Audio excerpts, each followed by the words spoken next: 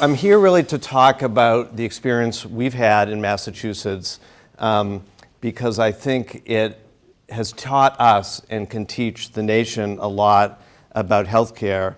What is perhaps most interesting and important about Massachusetts is not the mechanics of our law and how our exchange works or even how our payment models have developed, but how we as a community have come together collaboratively to strike a balance between this kind of perennial fight that goes on in healthcare between the regulation and the role of government and innovation in the market. Many people date our coverage reform back to 2006, and that's when our new law started. And early on, a lot of people wrote off our experience because they said, you know, that Massachusetts, it's a deep blue state. It's a very democratic state. They started out with a very low number of uninsured people. They had a strong safety net system in the state. Is it really actually a useful analog to look at in lessons around the country? But I want to take you a little further back in our history because it wasn't always that way.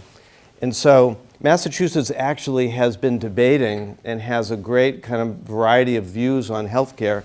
And some of that debate I trace back, partly my own experience, to the 1980s.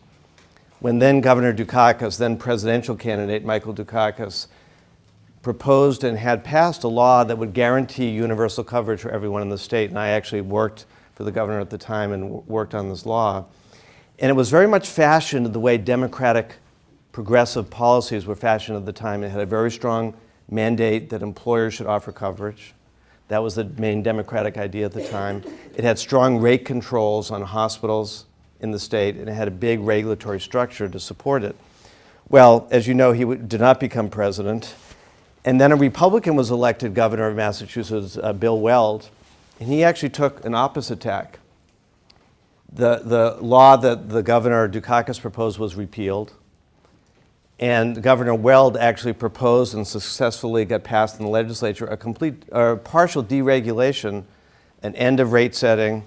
And so we have in Massachusetts this ongoing debate between, is it the market or is it government that's going to kind of be the arbiter of how people get coverage and how we promote quality and affordability in Massachusetts and that balance. So at the time, the Clinton reform started in the early 90s, and there was a kind of general consensus that states on their own could not achieve comprehensive healthcare reform, that you needed the federal government to act.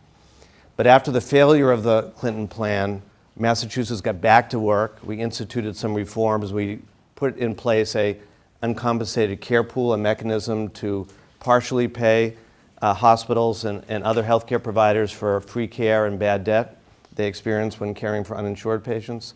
We reformed in the mid-90s our insurance market for individuals and small businesses that required a guaranteed issue, so no pre-existing conditions, and what we call partial community rating. And then what we did is we expanded Medicaid. We got permission from the federal government to broaden Medicaid expansion, especially to children.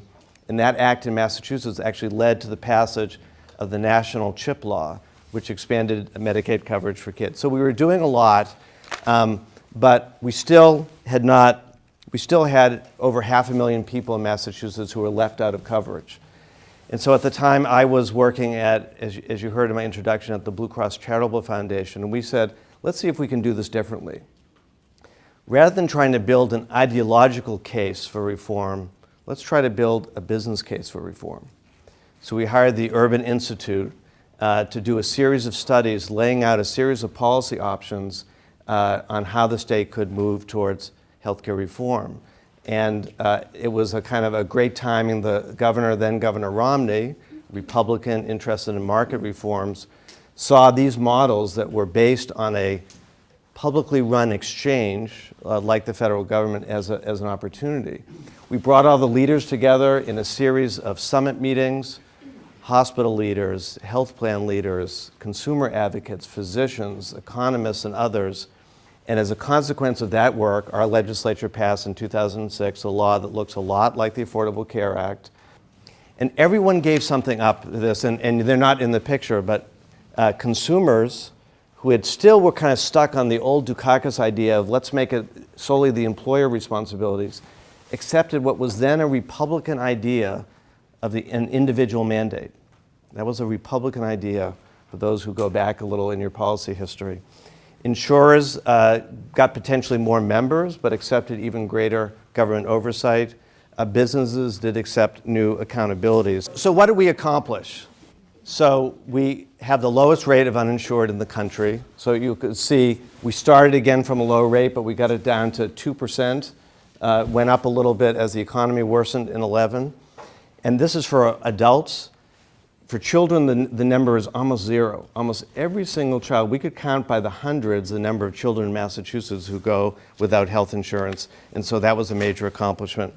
We didn't see a big disruption in the employer-based market for coverage.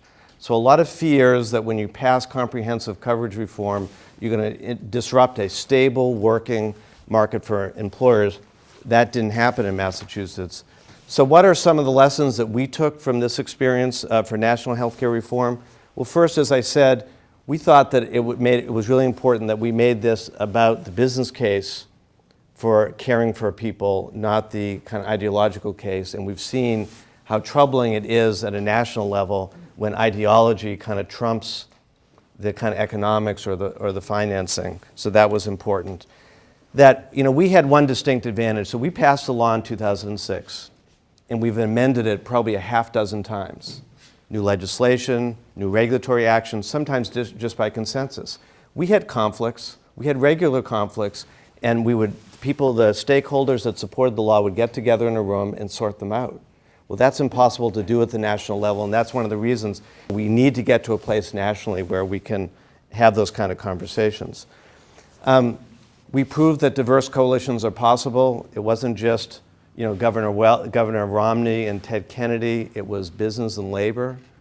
It was hospitals and health insurance companies like mine that don't always agree on everything. It was a real mix of people, and you have to build them.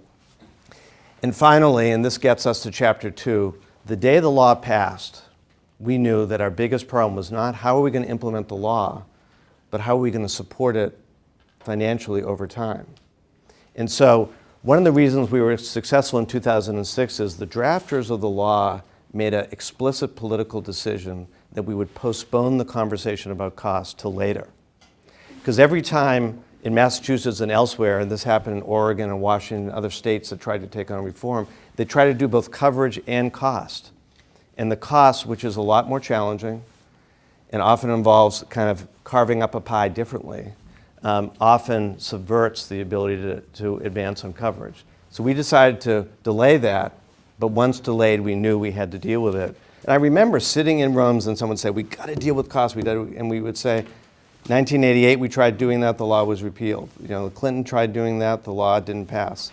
And so we just said the imperative was so great. But we did have a kind of secret weapon. So I told you we created a uncompensated care pool, so-called free care pool that partially reimbursed hospitals. That had about $600–700 million in it every year. And that was a fund that was paid into by health plans and by hospitals. It was a redistribution mechanism. So part of the analysis that the Urban Institute did for us, we asked them, how much more would we have to spend if rather than buying care at the back end, often in emergency rooms for people, we bought insurance at the front end for people? They told us it was about $1.1 billion.